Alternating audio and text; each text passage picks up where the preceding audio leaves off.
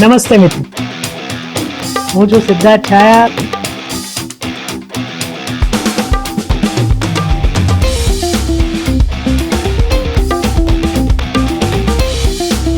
તો સ્વાગત છે તમારું સિટ ટોક્સમાં. નમસ્તે મિત્રો, અને પોડકાસ્ટ ડાયરીઝના નવા એપિસોડમાં તમારા બધાનું સ્વાગત છે. આશા છે બધા કુશળ હશો, મજામાં હશો. પણ આજે આપણે મજામાં નહીં હોવ ને તો એ મજા કરીશું એવા મહેમાન આપણી સાથે છે, અને આપણી સાથે છે દેવર્ષ પંચાલ. Thank you. દેવર્ષભાઈ, કેમ છો? ખૂબ ખૂબ સ્વાગત છે. જે લોકો ઇન્સ્ટાગ્રામમાં હશે ને એક્ટિવ, અને એ પણ ગુજરાતી, એમના માટે દેવર્ષભાઈ હવે બહુ અજાણ્યું નામ નથી. અને એ વધુ જાણીતા થઈ જાય ને એ પહેલાં આપણે એમને અહીંયા બોલાવી લીધા છે. કારણ કે પછી શું, માણસ વ્યસ્ત થઈ જાય ને પછી સમય ઓછો મળે. મસ્કરી કરું છું, કારણ કે આજે માહોલ જ એવો છે. દેવર્ષભાઈ એક શું કહું તમને, સ્ટેન્ડઅપ કોમેડિયન કહું, મિમિક્રી આર્ટિસ્ટ કહી શકો, મિમિક્રી voice over આર્ટિસ્ટ છે, artist કહી વોઇસ શકો. ઓવર આર્ટિસ્ટ છે, સ્ટેન્ડઅપ કોમેડિયન છે, અને પેલું વેન્ટ્રીલોકિસ્ટ. એટલે શું છે કે એ બી આપણે જોઈશું એમની એ કળા. તો પેલું કહેવાય ને કે અહીંયા કોઈ બીજું હોય ને અવાજ એમના ગળામાંથી નીકળતો, એ બહુ અઘરી કળા છે. આ બધા વિશે જાણીશું, પણ સૌથી પહેલાં આપણે એમનો પરિચય લઈ લઈએ. તો દેવર્ષભાઈ, તમે કેટલા વર્ષના છો પહેલાં તો એ કહો, કારણ કે બહુ નાના દેખાવ છો. અત્યારે કરંટ એજ મારી 20 છે અને 21 રનિંગ છે, જે કહેવાય Okay. મેં 15 યર્સથી હતો ત્યારથી મેં સ્ટાર્ટ કર્યું હતું. અને તમે એજ્યુકેશન ક્યાં સુધી લીધું છે, અથવા તો હજી ભણી રહ્યા છો, શું છે? લાઈક અત્યારે તો કરંટ સ્ટુડન્ટ જ છું અને અચ્છા. મેં બેચલર્સ જસ્ટ ખતમ કર્યું છે. Okay. 2 મહિના જેવું થયું છે રાઈટ. અને હવે માસ્ટર્સ મારું આફ્ટર 2 અને મંથ્સ શેમાં સ્ટાર્ટ કરો થશે. છો? મેં BCA કર્યું છે, bachelor in computer applications. right. IT background છે, જે આ Okay. ફિલ્ડથી સાવ બહુ જ અલગ છે. ઓપોઝિટ છે. તો જેમ કે તમે મિમિક્રી આર્ટિસ્ટ છો, હા. તો બધાને એક સવાલ, અને આ બહુ ચવાયેલો છે, મને ખબર છે, પણ પૂછવો જરૂરી છે કે પહેલાં કેવી રીતના ખબર પડી કે તમારામાં કળા છે, અથવા એકચ્યુઅલી તો તમે ટ્રાય કરતા કરતા પહોંચી ગયા, શું છે? જ્યારે લોકડાઉનનો પીરિયડ હતો, ચાલતો હતો, 2022ની વાત કરી રહ્યો છું. 2020 આપણે 2019માં આવ્યો અને લોકડાઉનમાં એવું હતું કે હું 12th સ્ટાન્ડર્ડમાં હતો અને 12th સ્ટાન્ડર્ડમાં મને ગેમિંગની બહુ જ ગંદી લત હતી કે ગેમિંગ કરતો હતો અને 5-5, 6-6 કલાક ગેમ રમતો હતો. બટ ત્યારે લોકો જે કહેવાય ને ઝૂમ મિટિંગ્સથી ભણતા હતા. હવે એમાં ઇન્ટરેસ્ટ કોઈને ઓબ્વિયસલી ના આવે. અચાનક જ જો તમને આખું સ્કૂલિંગ તમારું ઓનલાઈન થઈ જાય તો તમને ના મજા આવે રમવાની અને જોવાની બધું. તો પછી મને ત્યારે એક જે કહેવાય ને, મારો 15 યર્સનો હતો ને, તો મારો રિયલ વોઇસ જ એકદમ પાતળો હતો. તો બધા મને ઓટોમેટિક એવું જ કહેતા હતા કે ભાઈ, તારો અવાજ છે ને એકદમ છોકરી જેવો છે. તો મને એ વસ્તુથી પહેલાં એવું લાગતું હતું, હેઝિટેટ થતું હતું કે મને ચીડાવે છે. બટ જે કહેવાય ને કે વીકનેસને આપણી સ્ટ્રેન્થ બદલીએ તો પછી ઓટોમેટિકલી આપણને વીકનેસ જેવું લાગે જ નહીં. રાઈટ. તો એ વસ્તુ છોકરીના અવાજથી મેં પહેલાં સ્ટાર્ટ કર્યું હતું. અને છોકરીનો પ્રેન્ક કોલ્સ કરે, બધા મિત્રો મને ફોન કરતા હતા કે ભાઈ તું મારી ફ્રેન્ડ બની જાય એમ. તો એ રીતના સ્ટાર્ટ કર્યું હતું અને એના પછી ધીરે ધીરે ગેમિંગમાં એવું થયું કે, અને એક્ટિંગનો શોખ પહેલેથી જ હતો મને. તો ઘરે જાતે મિમિક્રી શબ્દ ખબર નહોતો કે મિમિક્રી કહેવાય આને. તો એમને આપણે મૂવી જોઈએ તો ઘરમાં મમ્મી પપ્પા સાથે મજાક મસ્તી કરતા હોઈએ કે જો હું આ જો એમ આવી રીતના ડાયલોગ્સ બોલે છે. બટ પછી ધીરે ધીરે એક્સપોઝર ખબર પડી કે આ કોઈ પ્રોફેશનલ ફિલ્ડ પણ છે અને મિમિક્રી પ્રોફેશન પણ કહેવાય. અને જો તમે mimicry is not the thing કે તમે ખાલી વોઇસથી પરફોર્મ કરો. રાઈટ. તમે એનું એક્સપ્રેશન્સ લો, તમે ફેસ બોડી લુકઅપ લો, એ બધી વસ્તુ કરો, એને મિમિક્રી કહેવાય. તો મને બહુ જ ગમતું હતું અલગ અલગ વેશ ધારણ કરવા અને અવાજો કાઢવા. તો ત્યાંથી ફર્સ્ટ વોઇસ ગર્લ વોઇસ પછીનો નેક્સ્ટ વોઇસ હતો મારો એક ગેમર છે અજ્જુભાઈ કરીને. અજ્જુભાઈ પછી મેં નેક્સ્ટ નરેન્દ્ર મોદી સરનું એટલું બધું નહોતું આવડતું, બટ એ ડાયલોગ જે રીતે બોલતા હતા તો એ 2-3 વોઇસથી લઈને સ્ટાર્ટ કર્યું હતું અને અત્યારે ઓલમોસ્ટ 30-40 વોઇસીસ કરું છું. તો પહેલો, એટલે તમે તો કહ્યું મમ્મી પપ્પાને, પણ પહેલી વાર તમને આમ વિશ્વાસ કે ના હવે હું આને પ્રોફેશનલી પણ કરી શકીશ, એવો કોઈ ઘટના બની કે ના હવે હું પ્રોફેશનલી પણ જઈ શકીશ? હા, એકચ્યુઅલી કેવું છે, જ્યારે યુટ્યુબથી સ્ટાર્ટ કરતો હતો અને યુટ્યુબની બહુ જ પહેલાં ઇન્સ્ટાગ્રામ મને ઘરેથી ફેમિલીથી નહોતું એલાઉડ કે આપણે સોશિયલ મીડિયા પર કાંઈ મૂકવાનું નહીં. એટલે મેં યુટ્યુબ ચેનલ ચાલુ કરી હતી તો એ વિધાઉટ ફેસ ચાલુ કરી હતી. લાઈક જેમાં સ્ક્રીન જ દેખાય, મારું ફેસ ક્યાંય કદાચ લગભગ 3-4 વર્ષ યુટ્યુબ કર્યું, ક્યાંય મેં ફેસ રિવીલ નહોતું કર્યું. હું ક્યાંથી છું એ પણ નહોતું કહ્યું. તો હવે એમાં વિડીયોઝ જ્યારે અપલોડ કરતો હતો ગર્લ વોઇસના ને એ બધા, તો મને સડન એક બહુ જ નામચીન કલાકાર છે જે લોકો ઓળખતા હશે ગેમિંગમાં ને એમાં મિથપેટ કરીને. તો એમનો મને સડનલી રિક્વેસ્ટ આવી મને ઇન્સ્ટાગ્રામ નહોતો યુઝ કરતો એટલે મને એક બીજું પ્લેટફોર્મ હતો ડિસ્કોર્ડ કરીને. તો ત્યાં મને મેસેજ આવ્યો કે ભાઈ તમારે મુંબઈ આવવાનું છે અને હું તમને ફ્લાઇટની ટિકિટ્સ ને બધું આપીશ, તમારે એક વિડીયો બનાવવાનો છે. તો એ સાંભળીને મને એમ થયું કે મતલબ આટલું બધું ઇમ્પોર્ટન્ટ વસ્તુ છે ખરી આ કે કોઈ મારા ઉપર આટલો ખર્ચો કરે. તો ત્યારે મને એવું થયું કે આને મતલબ કંઈક તો સ્ટેન્ડ આઉટ કરું છું. પછી મેં એને દે ધનાદન એના ઉપરથી ચાલુ કર્યું કે મને મિથપેટે કોલેબરેશન માટે બોલાયો આમ તેમ. તો મને ત્યાંથી ઓડિયન્સ મળી કે ભાઈ એટલી બધી હાઇપ ક્રિએટ થતી હતી કે ગર્લ વોઇસ માટે આને પકડો આને વિડીયો બનાવો. તો ગર્લ વોઇસથી જે કહેવાય ને ફેમ મળતું ચાલુ થયું મને થયું કે યસ આને આ કંઈક સારી કલા છે. હવે તો તમારો અવાજ સાવ બદલાઈ ગયો છે. હા. તો હવે એ કમાણી તો બંધ થઈ ગઈ ને? ના, એમાં એવું થયું કે ગર્લ વોઇસ સમજો તમે પહેલાં અત્યારે સડન મેં 6 મહિના પહેલાં જ તે ફરીથી મને આવું મગજમાં સ્ટ્રાઇક થયું કે હું 15-16 વર્ષનો હતો ત્યારે કરતો હતો. બટ ત્યાંથી અચાનક જ 4 વર્ષ અત્યારે જે 20 વર્ષ થયા તો ત્યાં સુધી ગર્લ વોઇસ કરતો જ નહોતો, યાદ જ નહોતું મને. પણ પછી એવું થયું કે ટ્રાય કરું, શું જવાનું છે, કારણ કે આટલો હેવી વોઇસ થાય તો પાછું જવું મુશ્કેલ છે. એટલે કાઇન્ડ ઓફ બેરીટોન છે. યસ. તો પછી એને ઓવરકમ કરી મેં. ફરીથી 1 મહિના સુધી પ્રેક્ટિસ કરી લગાતાર ચાલુ જ રાખ્યું મેં, જે ક્યાંય અપલોડ નથી કર્યું. અને મેં કીધું કે આ મારો યુએસપી વોઇસ છે, આ ના જવો જોઈએ. તો પાછી એના ઉપર પકડ બનાવી અને અત્યારે કરી શકું છું. મેં 6 મહિનાથી પ્રેક્ટિસ કરી છે અને પાછો ગર્લ વોઇસમાં જ્યારે 15 વર્ષમાં નીકાળતો તો અત્યારે પણ નીકાળી શકું છું. વાહ, એના પર આપણે પછી આવીશું. ચોક્કસ. તો આ તમે કીધું હવે હું પ્રોફેશનલ, એ સુધીમાં તમારા મિત્રોએ જેમ તમે કહ્યું કે ભાઈ ગર્લના, તો કોઈ એવો ફાયદો તમારો લીધો એમના પપ્પા મમ્મી સાથે, કંઈક રિઝલ્ટ ખરાબ આવ્યું હોય કે એવું કંઈક થયું હતું? એમાં એવું થયું હતું કે ગર્લ વોઇસ સાથે સાથે મને એવી ઈચ્છા પણ બહુ જ હતી કે હું જે હેવી બેઝ વોઇસીસ હોય ને, જે થેનોસનો છે, બિગ બોસનો છે, તો આવા બધા જે રેડિયો જોકીઝમાં વોઇસ ઓવર્સમાં એડવર્ટિઝમેન્ટમાં કેવા સંભળાય, તો એ વોઇસનો મને બહુ જ જે ઈચ્છા પહેલેથી હતી કે કેવું મસ્ત લાગે આપણને, સાંભળવામાં કેવી મજા આવે. તો એ વસ્તુમાં હું પપ્પા બની જતો હતો ઘણા બધા લોકોના. અને એ લોકોને ખબર હતી કે આ ચેન્જ કરી શકે છે. તો કોલેજનો જ એક આવો ઇન્સિડન્ટ છે અને ત્યારે મને કોઈ વસ્તુ માટે પિકનિક જવાનું હતું 5 દિવસ માટે. અને ત્યારે એક જણાના પપ્પાને પરમિશન નથી મળે એવી ઘરેથી. તો મેં કમ્પલસરી કોલેજમાં પણ અમારી કોલેજમાં એવું જ છે કે તમે ગમે ત્યાં 5 દિવસ સુધી જાઓ તો લાઈક ફેમિલીનું લેવું પડે. તો ત્યારે એક જણાએ મને, મારા જ ગ્રુપનો ફ્રેન્ડ છે, એને મને કહ્યું હતું કે ભાઈ તું પપ્પા બનીને મેમ ફોન કરે ત્યારે વાત કરજે. મેં કીધું આ રિસ્કી છે, આ વસ્તુ નહીં થાય. મેમને ખબર હતી કે આ માણસ મારી વાત નતો કરતો, મારા ફ્રેન્ડને મેમ ઓળખતા હતા કે આ કંઈકનું કંઈક આવું જુગાડો બંધુ આવું કંઈક કરશે. એટલે જ્યારે મેં વાત કરીને મેમ સાથે, તો મેમે ચોખ્ખું કીધું કે તું પપ્પા બન્યો હતો નાનો. તો પછી મને ત્યાંથી થયું કે આ વસ્તુ નહીં કરાય, ક્યાંક ખોટું બીજી વસ્તુમાં બીજા ભરાઈ જઈએ. આ પેલું કે નિર્દોષ છે, કોકવાર કંઈક ભરાઈ પણ જવાય, એવું પણ બને. એ બહુ વિચારીને, લાઈક બધા તો બોલતા હોય મસ્તી છે આ ચોખ્ખી કે આપણે કરો આમ તેમ, બટ વિચારીને કરવું પડે, ક્યાંક આડું ક્યાંય આનું મિસયુઝ થઈ શકે. સાચી વાત છે. તો ઘરમાં તો સોશિયલ મીડિયા પર પણ બેન હતો. યસ, 100%. તો એમને કેવી રીતના કન્વિન્સ કર્યા કે મારે પ્રોફેશનલી જવું છે? એકચ્યુઅલી યુટ્યુબનું પણ મેં નહોતું કહ્યું કે હું યુટ્યુબ ચલાવું છું. બટ મારા દાદી એટલા બ્લેસિંગ્સ હતા, દાદીના લીધે જ હું માનું છું કાંઈ એમનો આશીર્વાદ છે. 2020માં ફર્સ્ટ વેવમાં જ એમની લાઈક ડેથ થઈ.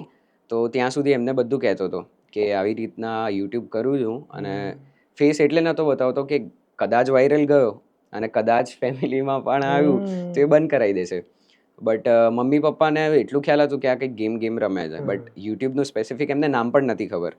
અને અચાનક પછી જ્યારે મોનિટાઇઝેશન થાય ને, તો આપણે એક પિન આવે યુએસએથી, અમેરિકાથી. તો એ પિન માટે બધી વસ્તુઓ જરૂરી હતી કે પોતાના એડ્રેસ ઉપર કંઈક આવશે તો ઘરે ખબર પડવાની જ છે. એટલે મેં દાદીને કહ્યું હતું કે આવું કંઈક છે અને આમ થવાનું છે. તો દાદીએ મને એમાં ફૂલ સપોર્ટ કર્યો હતો કે હું તને એડ્રેસ આપું છું, ફોન આપું છું, બધું કરતું મંગાય. અને પછી આવી અને ત્યારે મારા 10,000 સબસ્ક્રાઈબર્સ પૂરા થયા હતા. અને મેં લાઈક જે કહેવાય ને, મેં કહ્યું કે જો મારી પાસે $80-90 ભેગા પણ કર્યા છે મેં, અને 15ની એજમાં તમે કંઈક કહો કે આટલું કંઈક કર્યું છે તો એમને થોડું પ્રાઉડ ફીલ થાય. અને પછી એમને કહ્યું કે આ સ્ટડીઝ પર કંઈ થવું ના જોઈએ એના લીધે. અને કોઇન્સિડન્સલી થયું હતું એફેક્ટ થોડું.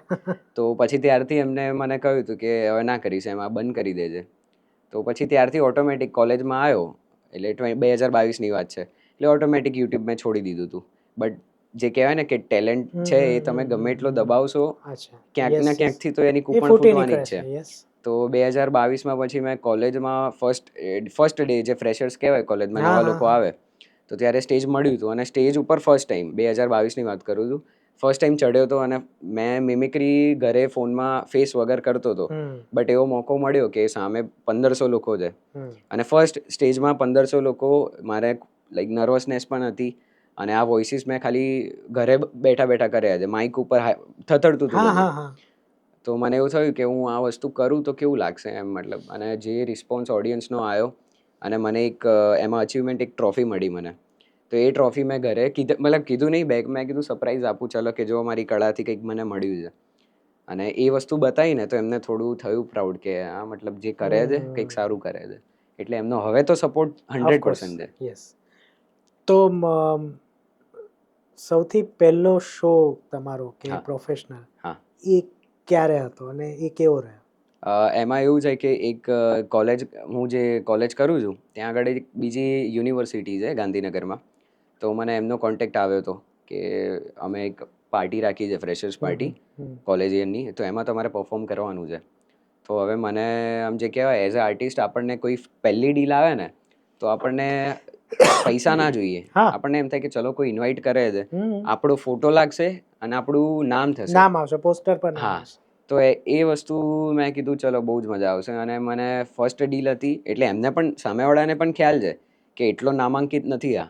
એમણે મને કહ્યું હતું કે તને ભાઈ બાર્ટર ઉપર મળશે વસ્તુ, પૈસા નહીં મળે.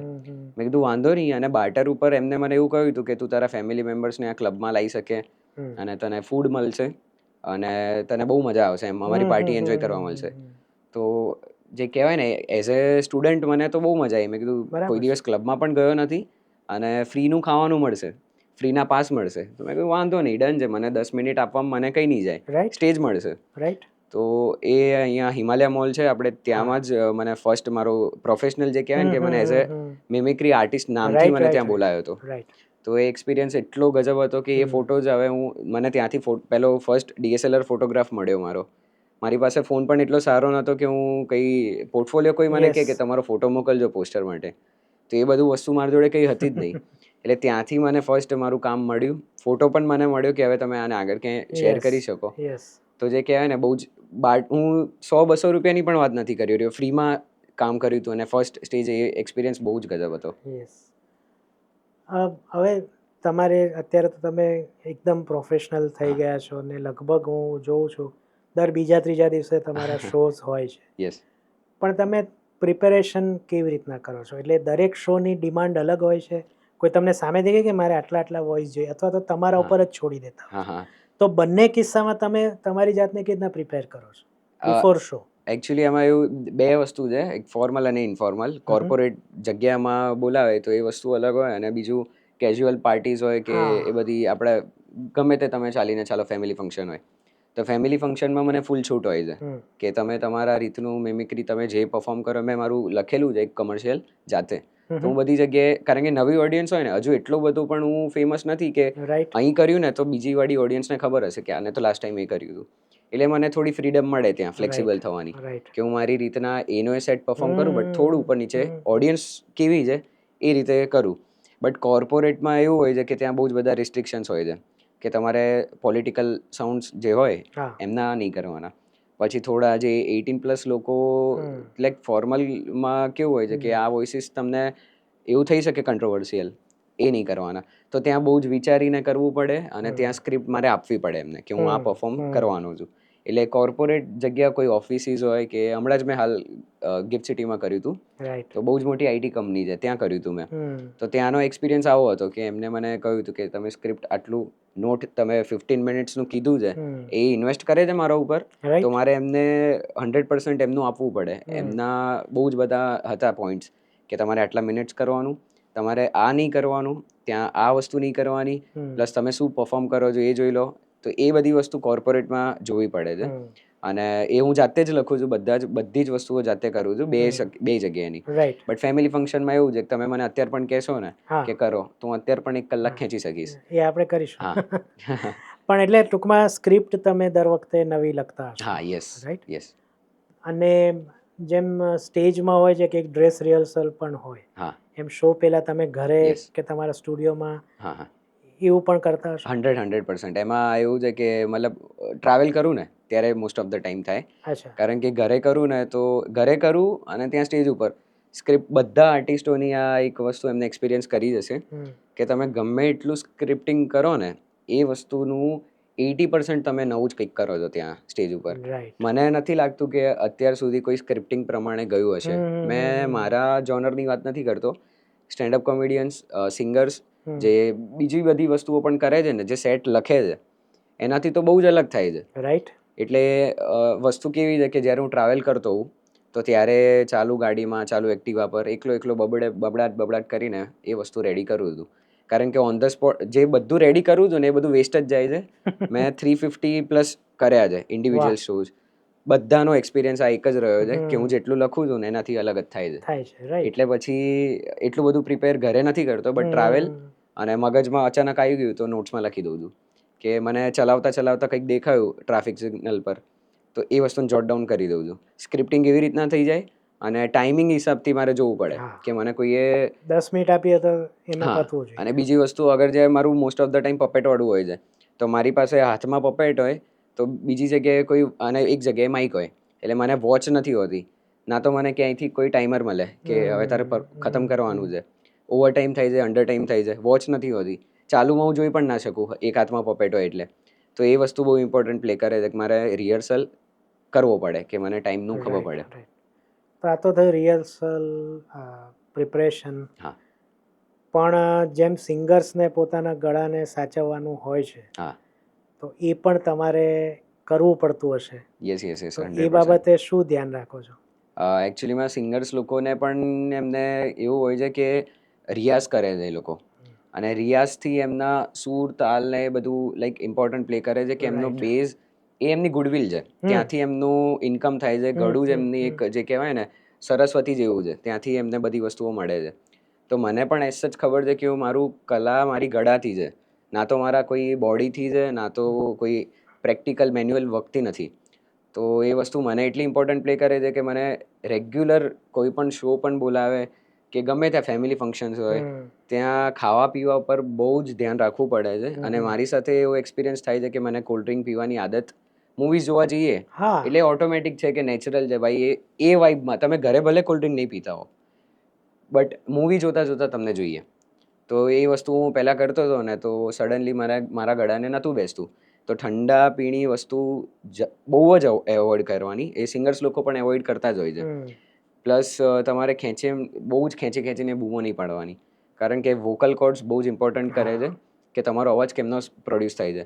હવે જો તમે હાઈ સ્કેલ તમે ચિલ્લાવો છો ને એ બધું કરો છો તો એ તમારો અવાજ તૂટી જશે ને એક વખત તો એ રિપેર નહીં થવાનો. એટલે સિંગર્સ લોકો જેમ ધ્યાન રાખે એમ વોઇસ આર્ટિસ્ટ ને મિમિક્રી આર્ટિસ્ટને જરૂરી છે. એટલે ભવિષ્યમાં દેવર્ષભાઈ જેમની સાથે લગ્ન કરશે એમને કાયમની શાંતિ થશે કારણ કે જોરથી બોલશે નહીં. ના, એ વસ્તુ તો છે. બટ આમ જે કહેવાય ને રિયલમાં સ્વભાવ એંગરનેસ વાળો છે થોડો સડનલી સ્ટ્રાઇક થઈ જાય કઈ વસ્તુ.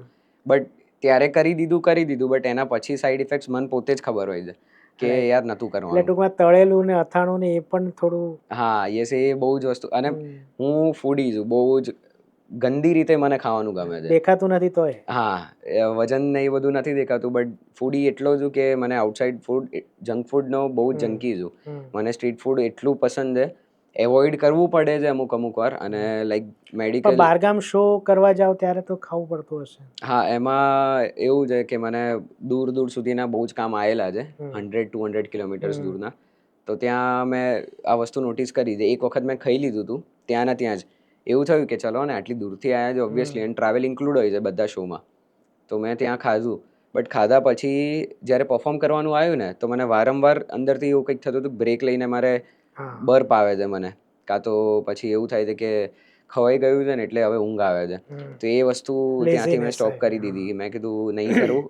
ઇમ્પોર્ટન્ટ જેના માટે ઇન્વેસ્ટ કરી છે શો પછી ખાઈ શકાય. શો પછી ખાઈ શકાય બટ નથી જ ખાતો કારણ કે ઓબ્વિયસલી બહારની વસ્તુ જો તમારું બીજું બગાડી દીધું અને પછી ઓબ્વિયસલી વસ્તુ છે કે તમે રાતે ઊંઘશો ને સવારમાં ઠીક નથી થવાના. 2 થી 3 દિવસ રિકવર થશે જ તમને.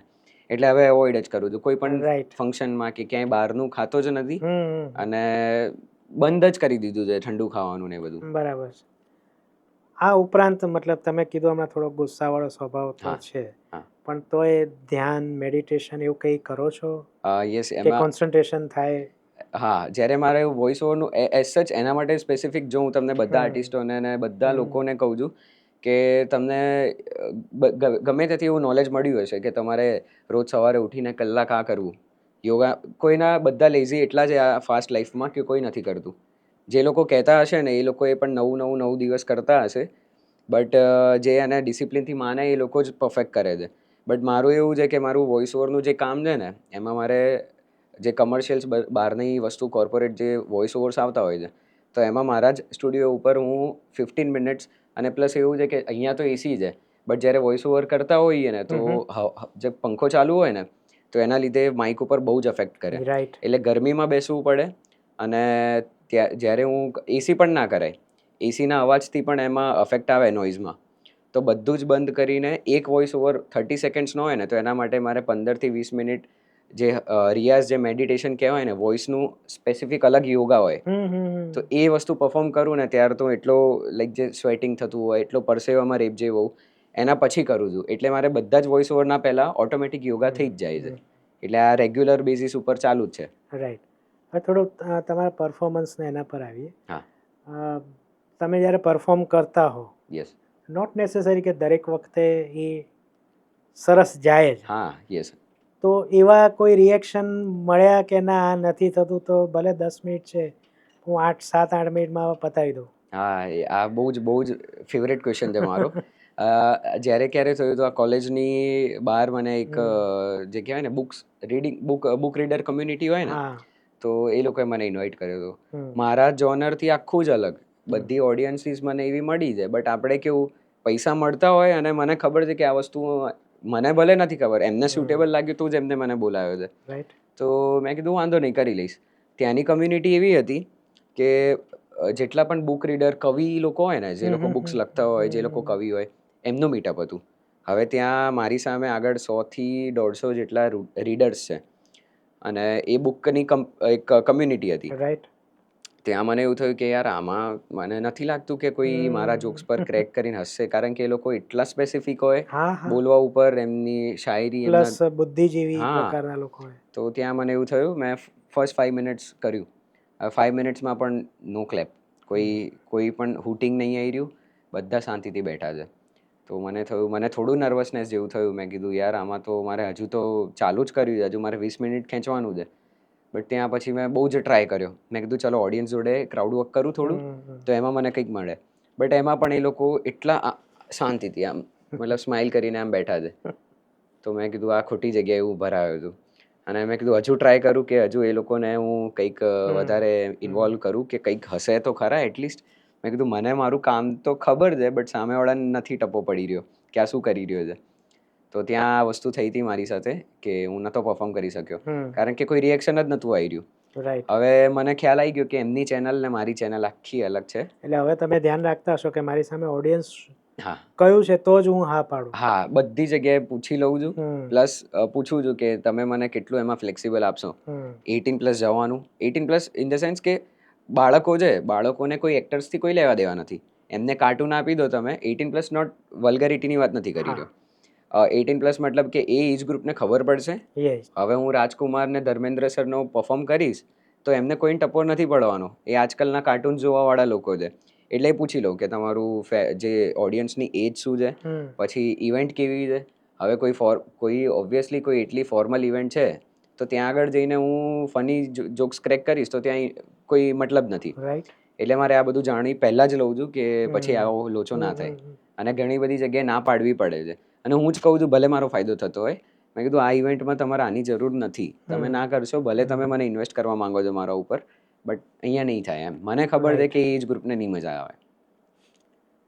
તમે જ વાત કરી 18+, હા, એની પણ આપણે મેઇન એ મુદ્દા પર જ આવીએ, કારણ કે હવેના સમયમાં સ્ટેન્ડઅપ કોમેડિયન છે એ, અને હમણાં તો એવા કિસ્સાઓ ઘણા બની ગયા છે બહુ જ તો એ બાબતે તમારું શું માનવું છે? હું વ્યક્તિગત રીતના એવું કહું છું કે જે કોઈ એવું કહે છે હા. વ્યક્તિ કે મને 18+ અથવા તો kind of a vulgar joke નથી ગમતા, તો એ Yes. દંભ કરે છે. યસ. દરેકને પોતાની રીતના અંદર અંદર ગમતું તો હોય જ છે, હા, પણ વાંધો ક્યાં જાય છે જ્યારે લિમિટ ક્રોસ થતી હોય છે. 100%. લોકો એમ કહે કે અમેરિકામાં તો આવું ચાલે, પણ અમેરિકાની સંસ્કૃતિ ને આપણી સંસ્કૃતિ 100%. અલગ છે. જેમ વચમાં એ વખત માતા પિતાને વચમાં લાવવાની વાત થઈ હા. હતી, તો એ ગમે તે રીતના હા. કોઈ પણ ઇન્ડિયન હોય એને Yes. એ ગળે નથી ઉતરતો. સાચી વાત છે.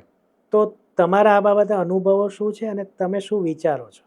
Firstly thank you so much, કારણ કે આ જે ક્વેશ્ચન છે ને અત્યારે હાલની જે કહેવાય ને અત્યારે 1-2 દિવસમાં જ આ વાત ચાલી રહી છે. મતલબ મને આ વસ્તુ અને આ જોઈતું જ તું, તમે મને ના પૂછ્યો હોત તો હું કહેવાનો હતો જી કે જ્યારથી સ્ટાર્ટ કર્યું છે ને મેં ત્યારથી મેં મમ્મી પપ્પા અને ફેમિલીને ધ્યાનમાં લઈને ચાલ્યું છે.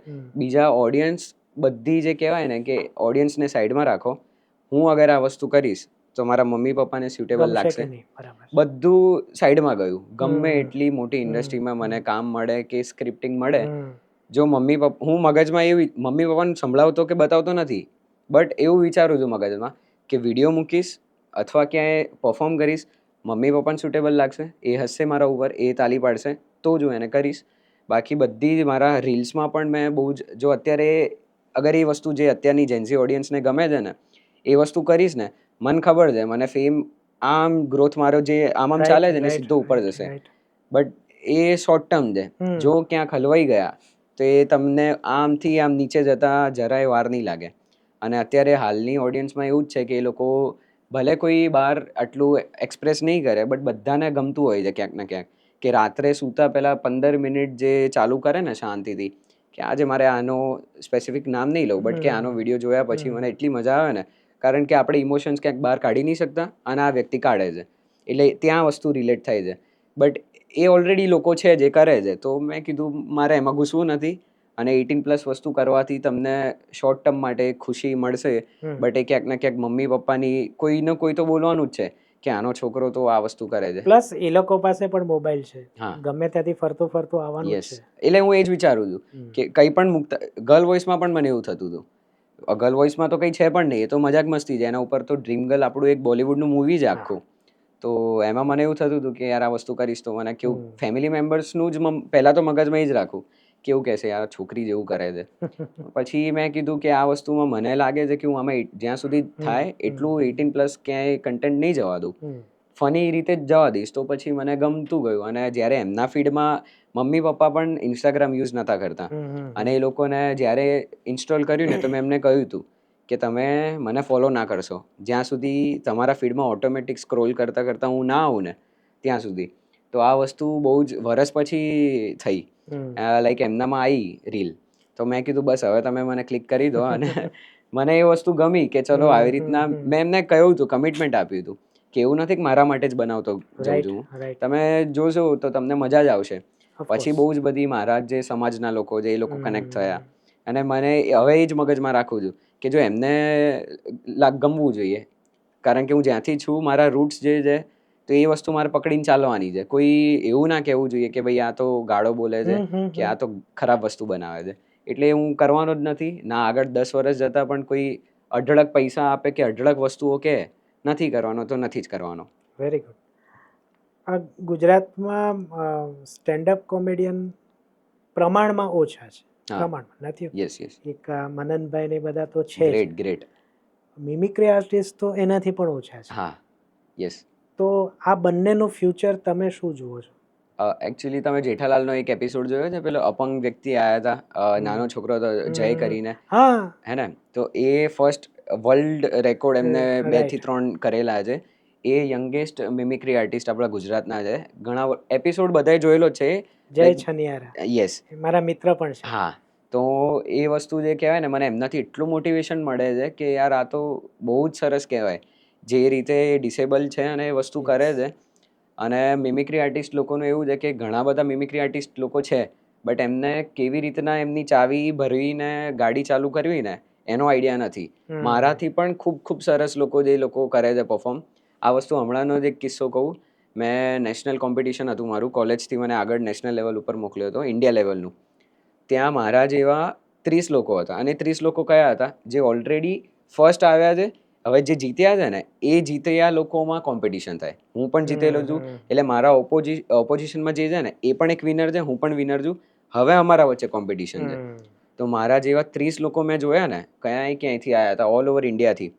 તો ત્યાં મને આ વસ્તુ થઈ. મેં કીધું યાર, રડવું આવી ગયું હતું મને કે મારા જેવા 30 લોકોમાં અને વિનર 3 જ હોય. તો મને એમાં થયું કે આમાં તો હું કદાચ 30 વાળા જે છેલ્લેથી ચાલુ કર્યું ને, મેં કીધું આમાં તો મારી 30 પ્લેસ પણ નહીં આવે.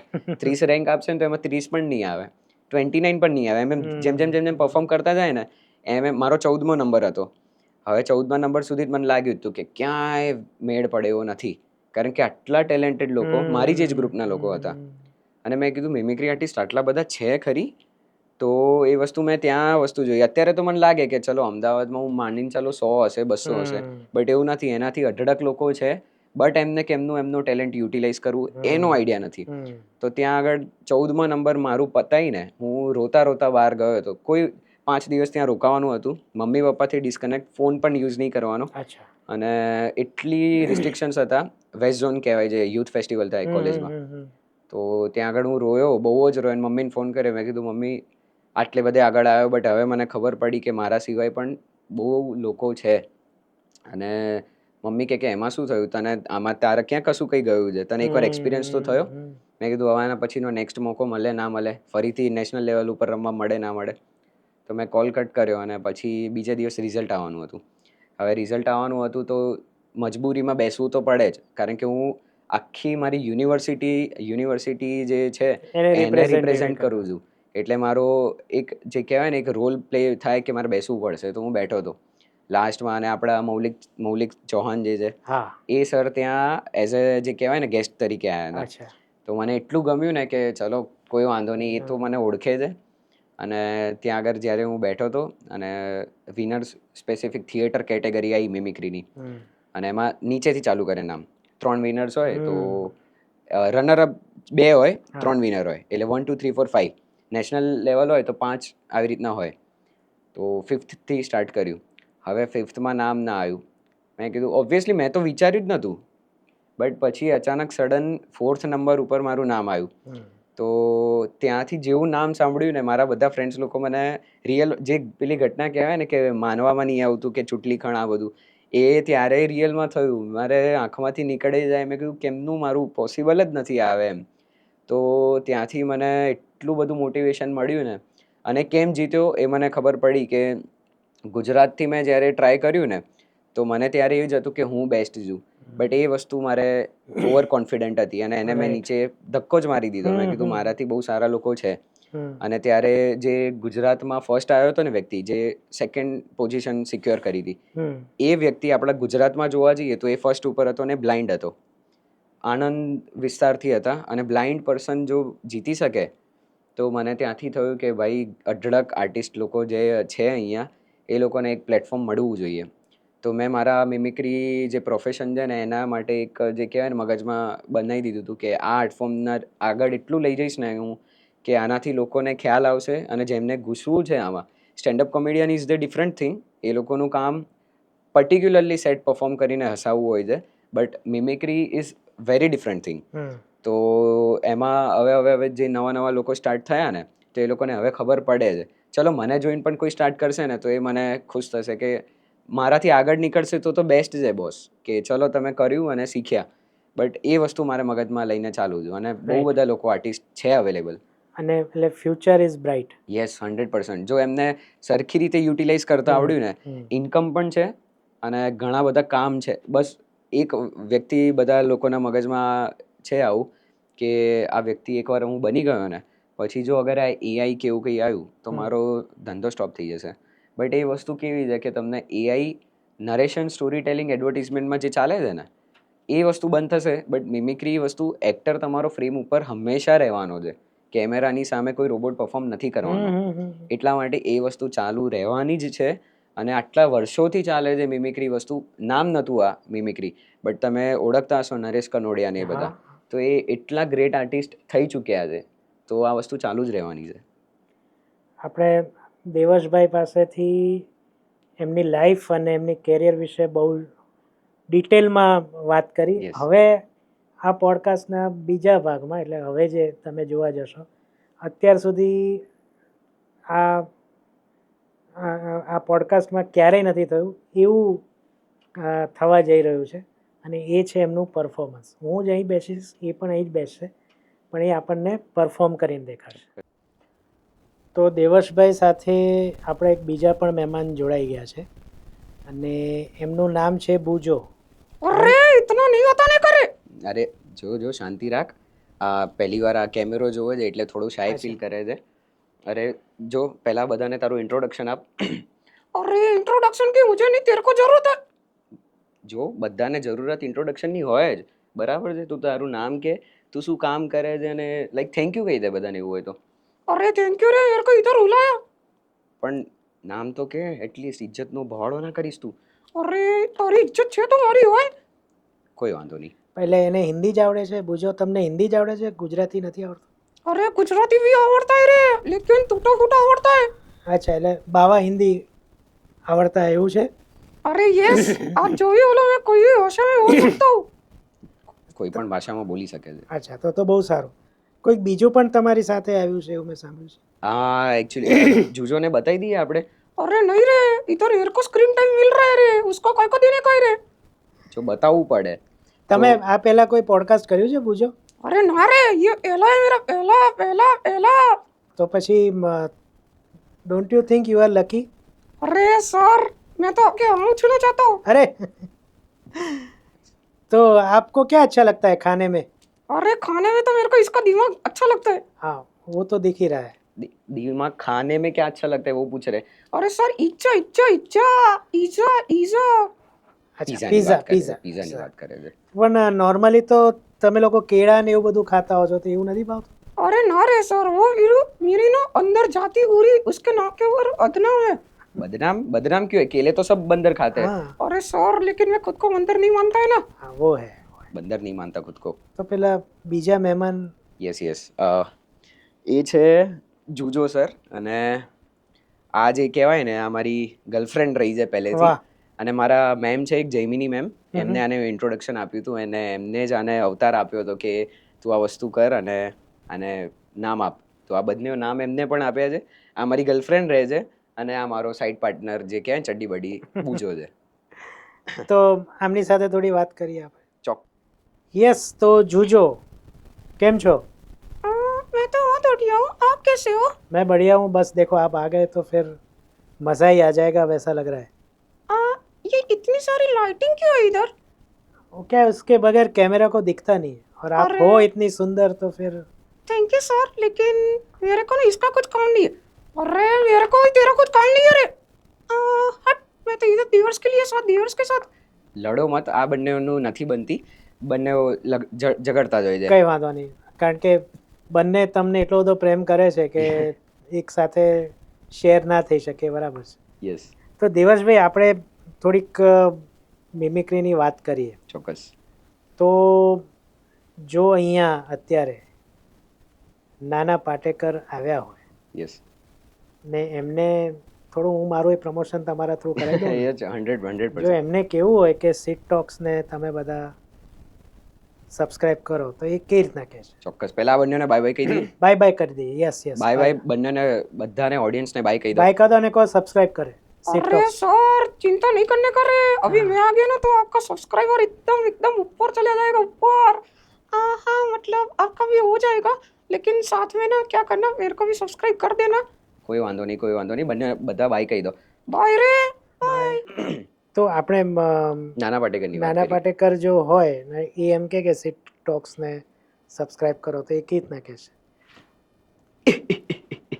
अच्छा है, आ गए सब मेरी मौत का तमाशा देखने, लेकिन यहाँ मौत का तमाशा नहीं, यहाँ तो पॉडकास्ट का तमाशा होता है. तो एक काम करने का रे, कंट्रोल उदय कंट्रोल, आपको सीट टॉक्स वाईटी को सब्सक्राइब करने का, अरे बोले तो एकदम दबा के करने का, क्योंकि वहाँ पे सब कुछ दिया हुआ है, भगवान का दिया हुआ सब कुछ है. धन है, दौलत है, शोहरत है, अच्छा सोफा है, अच्छा सर है, अच्छे पॉडकास्ट लेते हैं. तो सब्सक्राइब करने का रे, इतना नहीं सोचने का. अच्छा है. સંજય દત્ત જો આવે અને હાઉસફુલ 5 નું પ્રમોશન કરે, તો સંજય સર આવે તો એકદમ એમની સ્ટાઇલમાં આવે છે. હમ, अरे बाबा बोले तो देखना रे, हाउसफुल 5 देखने का तुमको, तो उससे पहले क्या करने का पता है तुमको? अरे हाउसफुल 5 में इन लोग ने नया डालेला है, किसी टॉक्स को सब्सक्राइब किया होगा ना, अच्छा। तो हाउसफुल 5 की टिकट आपको फ्री में मिलती है। अरे नहीं रे, फ्री में नहीं मिलती है रे। अच्छा वो क्या है ना, अब सब्सक्राइब करो, उसके बाद कमेंट करो, आपको खुद पता चल जाएगा। अरे बोले तो बाबा ओपी, अरे वो सर्किट ना बाथरूम में गया है, उसको बाद में बुलाता है मैं।